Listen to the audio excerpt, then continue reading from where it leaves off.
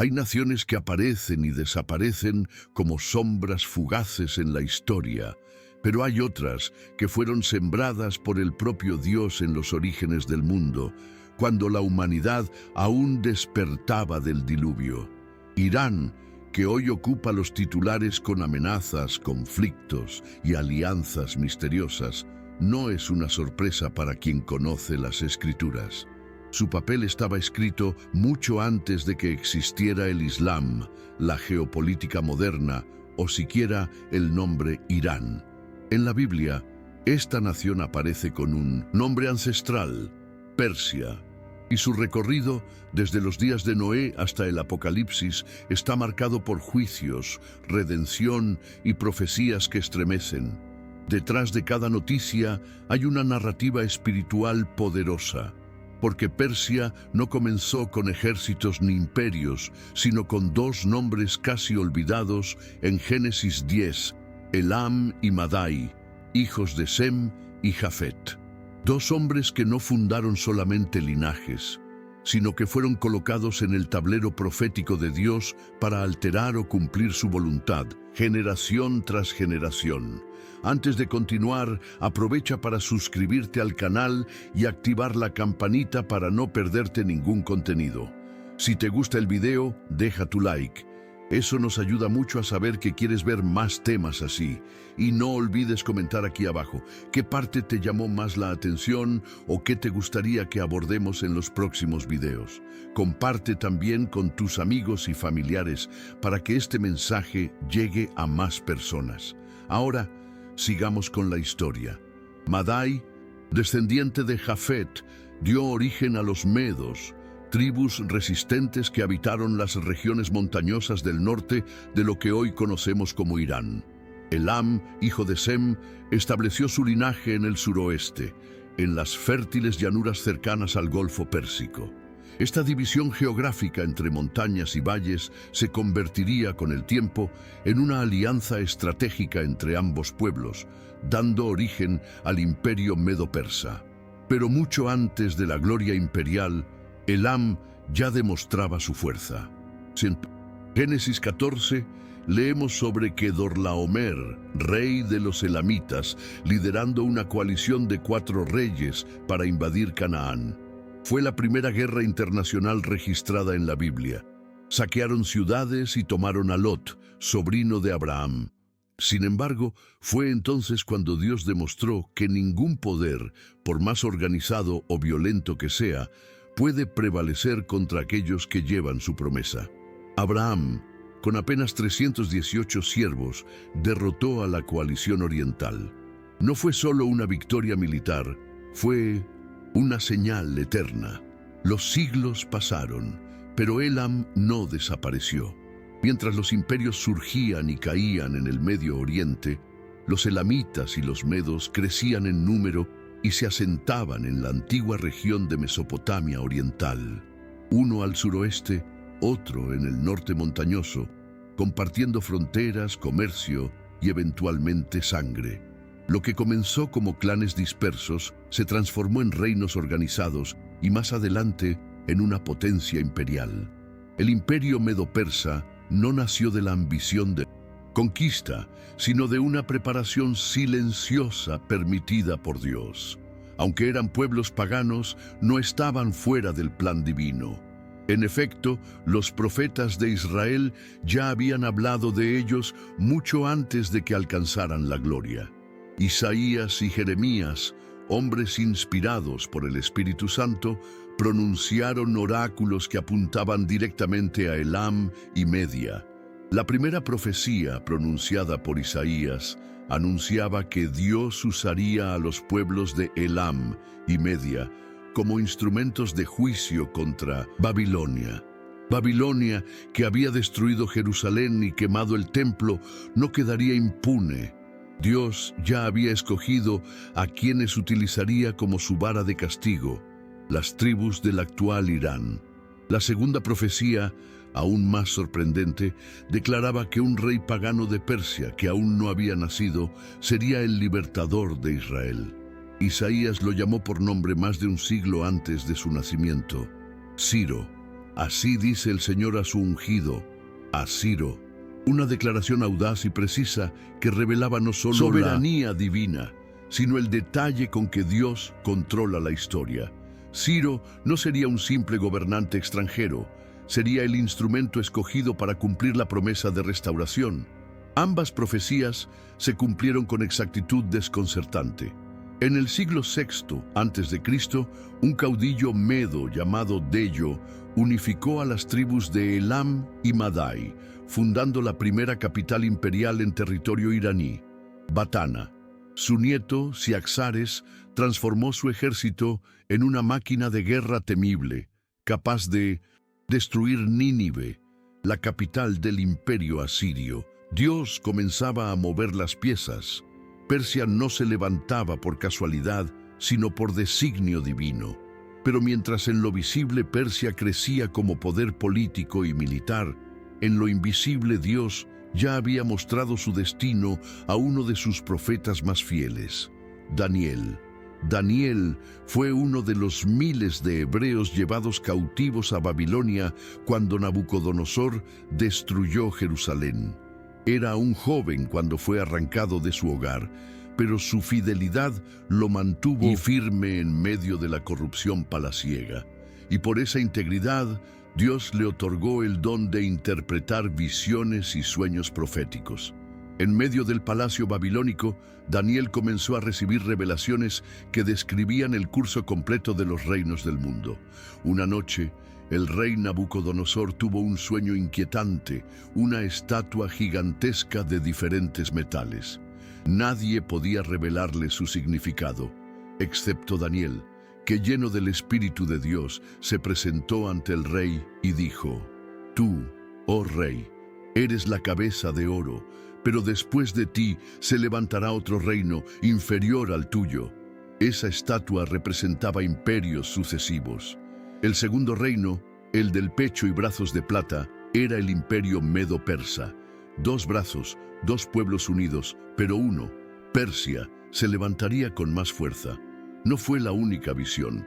Daniel también vio a un oso erguido de un lado, con 3 costillas en la boca, al que una voz celestial le dijo: «Levántate y devora mucha carne». Ese oso representaba el imperio que vendría tras Babilonia, Media y Persia. El hecho de estar levantado de un lado simbolizaba que Persia dominaría sobre Media. Las 3 costillas eran las 3 principales conquistas del imperio: Lidia, Babilonia y Egipto. Todo se cumplió con una precisión que estremecía. Ciro, el rey persa, conquistó Media, unificó los reinos y avanzó hacia Babilonia. Pero la caída de Babilonia no fue por guerra convencional. Una noche, mientras el rey Belsasar celebraba un banquete y profanaba los utensilios sagrados del templo de Jerusalén, apareció una mano sobrenatural escribiendo en la pared. Solo Daniel pudo interpretar las palabras: «Dios ha contado tu reino y le ha puesto fin». Esa misma noche, los persas desviaron el río, entraron por el lecho seco y tomaron la ciudad sin resistencia. Babilonia cayó y Persia se levantó. Ciro no fue un conquistador más, fue el cumplimiento vivo de una profecía centenaria. No solo permitió el regreso de los judíos a Jerusalén después de 70 años de exilio, él mismo decretó su retorno, financió la reconstrucción del templo y envió con respaldo oficial a los líderes del pueblo. Zorobabel, descendiente de David, y Josué, el sumo sacerdote, encabezaron el regreso. Aquello que parecía imposible se convirtió en realidad. Un rey pagano, ajeno al pacto de Abraham, era ahora usado como instrumento de restauración. Fue Persia, no Israel, quien hizo posible que el altar fuera reconstruido y que el nombre de Dios volviera a habitar en Jerusalén. Esa intervención divina selló para siempre el nombre de Ciro como uno de los pocos reyes gentiles llamados ungido por Dios. Pero la historia de Persia no terminó con Ciro. Su imperio continuó creciendo y bajo el reinado de Asuero alcanzó una extensión nunca antes vista, desde la India hasta Etiopía. Fue en esa época cuando la Biblia registra uno de los eventos más extraordinarios, la historia de Esther. La sede del gobierno estaba en Susa, una ciudad ubicada en el corazón de Elam, lo que hoy es el suroeste de Irán. Durante un banquete real que duró 6 meses, Asuero decidió destituir a la reina Vasti por su desobediencia. En su lugar, buscó una nueva reina entre las vírgenes más bellas del reino. Entre ellas estaba Adasa, una joven judía huérfana criada por su primo Mardoqueo. Nadie sabía que era hebrea. En el palacio recibió el nombre de Esther y por designio divino fue elegida reina de Persia. Mientras tanto, un enemigo antiguo se levantaba en las sombras del palacio. Hamán, descendiente de los amalecitas, enemigos históricos de Israel, fue promovido a la segunda posición más alta del imperio. Exigía que todos se postraran ante él, pero Mardoqueo, judío fiel, se negó. Humillado, Hamán no quiso vengarse solo de Mardoqueo, sino de todo su pueblo. Convenció al rey de que los judíos eran una amenaza para el reino y obtuvo autorización para emitir un decreto de exterminio. En menos de un año, todo judío en Persia debía morir. La noticia se difundió y la desesperación se apoderó del pueblo. Mardoqueo envió un mensaje urgente a Esther, quien dudó, sabiendo que presentarse ante el rey sin ser llamada podía costarle la vida. Fue entonces cuando Esther pronunció una de las frases más valientes de la Escritura: «Si perezco, que perezca». Se vistió con sus mejores ropas y entró al salón real sin invitación. El riesgo era real. Si el rey no extendía su cetro, ella moriría en el acto. Pero Dios estaba con ella. Asuero la vio, extendió su cetro y escuchó su petición. Con sabiduría y paciencia, Esther expuso el complot de Amán en 2 banquetes privados. El rey, al descubrir la traición, ordenó que Amán fuera colgado en la misma horca que había preparado para Mardoqueo. El decreto de muerte fue revocado y los judíos en todo el imperio persa celebraron su liberación. Este evento marcó la institución de la fiesta de Purim, celebrada hasta hoy. Después del milagro de Esther en Susa, Persia pareció desaparecer del foco bíblico principal. Los imperios cambiaron. Roma surgió como la nueva potencia y el pueblo judío volvió a enfrentar nuevas pruebas. Sin embargo, el silencio de Persia no significaba su ausencia, porque siglos después, cuando el mundo esperaba en silencio el nacimiento del Mesías, los sabios de Oriente, probablemente descendientes de la casta de sabios persas, fueron los primeros en reconocer su llegada. Guiados por una estrella, llegaron a Jerusalén preguntando: ¿dónde está el rey de los judíos que ha nacido? No eran reyes, sino hombres de ciencia y fe. Todo indica que procedían de la antigua Persia, donde el legado de Daniel aún resonaba entre los sabios.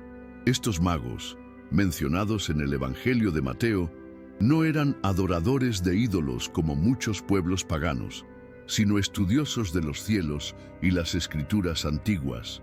En la cultura persa, los magos formaban parte de una casta sacerdotal con acceso a textos proféticos, posiblemente incluyendo los escritos del profeta Daniel. Daniel, que había servido bajo los reyes de Babilonia y Persia, dejó visiones precisas sobre la venida del Mesías. En el capítulo 9 de su libro, encontramos una profecía matemática que indicaba el tiempo exacto del nacimiento del ungido. Si estos sabios conocían esas visiones, no es de extrañar que, al ver la señal en los cielos, emprendieran su largo viaje para adorar al niño. Así, Persia, una vez más, se convierte en testigo clave de la obra de Dios en la tierra. Pero la historia profética de Persia no termina en Belén, porque así como fue instrumento de redención en el pasado, también será partícipe de uno de los eventos más oscuros del futuro, la guerra de Gog y Magog. En el capítulo 38 del libro de Ezequiel, el profeta recibe una visión aterradora, una coalición de naciones que en los últimos días se levantarán contra Israel. Entre los nombres mencionados aparece Persia. El texto dice: Persia, Cus y Fut estarán con ellos. Esta no es una metáfora, es una profecía literal que describe un ataque masivo contra el pueblo restaurado de Dios. La nación que una vez financió la reconstrucción del templo, ahora se une a los enemigos de Sión. ¿Cómo es posible tal contraste? Porque la historia de las naciones también refleja los caminos del corazón humano, capaces de redención, pero también de rebelión. Gog, príncipe de Magog, es identificado por muchos estudiosos como un líder procedente del norte, posiblemente de la región euroasiática o de la actual Rusia. Con él se unirán naciones africanas, pueblos del Cáucaso y también Persia. Este ejército global se lanzará como una tormenta contra Israel. La Escritura dice: subirás como tempestad, como nube para cubrir la tierra. Será un momento de terror mundial, pero el texto también deja claro que Dios no permanecerá en silencio. En respuesta a este ataque, el juicio divino caerá como nunca antes. Terremotos, confusión, fuego desde el cielo. Las tropas invasoras se destruirán entre sí, y en medio del caos, el nombre de Dios será engrandecido entre las naciones. Y sabrán que yo soy el Señor, declara Jehová. Es una escena apocalíptica. Los cadáveres cubrirán los campos, las armas serán quemadas por 7 años, y el nombre de Gog será sinónimo de condenación eterna. Persia, como parte de esa coalición, también sufrirá el castigo. Pero aquí ocurre algo desconcertante. La misma Biblia que anuncia el juicio sobre Elam, Persia, también anuncia su restauración. En Jeremías 49 leemos una palabra específica del Señor. En los postreros días haré volver a los cautivos de Elam, dice Jehová. Esta profecía es dual. Primero viene el juicio, pero luego una promesa. Dios no cierra la puerta de la redención para siempre. Aún entre las naciones que se levantan contra Israel, hay espacio para el arrepentimiento. El ciclo de la historia bíblica no es solo castigo, sino también restauración. Esto nos lleva al libro de Zacarías. En el capítulo 14, después de describir la gran guerra contra Jerusalén, el profeta anuncia algo extraordinario. Y acontecerá que todos los que sobrevivieren de las naciones que vinieron contra Jerusalén subirán de año en año para adorar al Rey, al Señor de los ejércitos. Las mismas naciones que pelearon contra Israel ahora vendrán en paz, trayendo adoración. Quizás entre ellas esté Persia, tal vez Irán, esa tierra que fue instrumento de Dios, después enemiga, luego juzgada, también será testigo de la gloria restaurada, porque en el corazón de Dios aún hay lugar para los que se vuelven a Él. Y si Él prometió restaurar a Elam en los últimos días, ¿quién puede impedir su mano? El Irán que hoy vemos en los titulares, agresivo, desafiante, envuelto en alianzas oscuras, no es una casualidad histórica, es parte de un plan mayor, de un guión profético escrito hace más de 2500 años. Su papel como potencia espiritual y política ha sido delineado desde Génesis hasta Apocalipsis, desde los días de Noé hasta las visiones de Ezequiel, desde el rescate de Lot hasta el retorno de los judíos. Persia ha estado presente, no como un simple actor, sino como protagonista, un imperio que ha sido usado tanto para bendecir como para juzgar. Un territorio donde Dios ha dejado señales imborrables de su mano actuando, a veces con misericordia, otras con justicia severa. Y es esa dualidad lo que nos debe llevar a la reflexión, porque la historia de Persia es un espejo de la humanidad, redimida, caída, juzgada y finalmente restaurada. El mensaje es claro. Ninguna nación está fuera del alcance de Dios. Ningún pueblo está para no poder volver. Incluso en el juicio, Dios deja abierta una puerta. Haré volver a los cautivos de Elam. No es solo una promesa política, es una promesa espiritual, una señal de que la gracia no tiene fronteras geográficas ni límites étnicos. Lo que comenzó en el Edén, lo que fue manchado por la rebelión de las naciones, será restaurado en la gloria del reino venidero. Hoy, más que nunca, vemos señales que nos recuerdan que las profecías bíblicas no son historias antiguas, son noticias actuales, activas, cumpliéndose ante nuestros ojos. Guerras, coaliciones, amenazas nucleares, odio contra Israel, todo fue anunciado. Nada escapa del plan de Dios. Y en medio del ruido del mundo, la voz del Espíritu Santo aún llama: vuelve, cree, arrepiéntete, porque el mismo Dios que levantó a Ciro también juzgará a Gog, y el mismo que permitió el exilio también abrirá los cielos para restaurar. El fin no será caos para los que están en Cristo, sino gloria eterna. Por eso, cuando veas al Irán de hoy en las noticias, recuerda su historia, no solo su política actual, sino su legado espiritual. Fue tierra de sabios que buscaron al Mesías. Fue reino de un rey que ordenó reconstruir el templo. Fue imperio que vio a Esther interceder y salvar a su pueblo.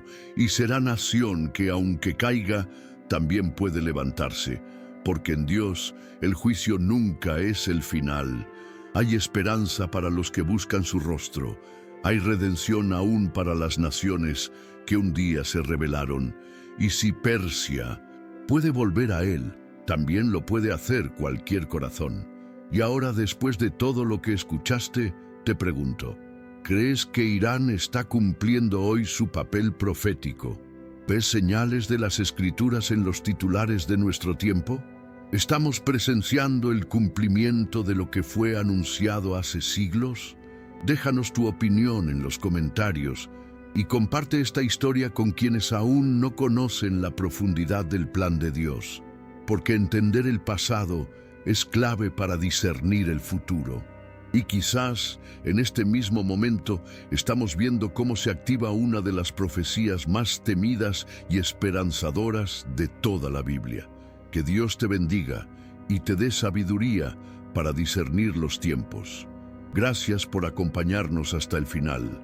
Si este video tocó tu corazón, no olvides darle like y compartir este mensaje de fe con quienes lo necesiten. Suscríbete al canal para que sigamos juntos en este camino espiritual. Déjanos un comentario y cuéntanos cómo esta palabra te ha impactado. Que Dios te bendiga y hasta el próximo video.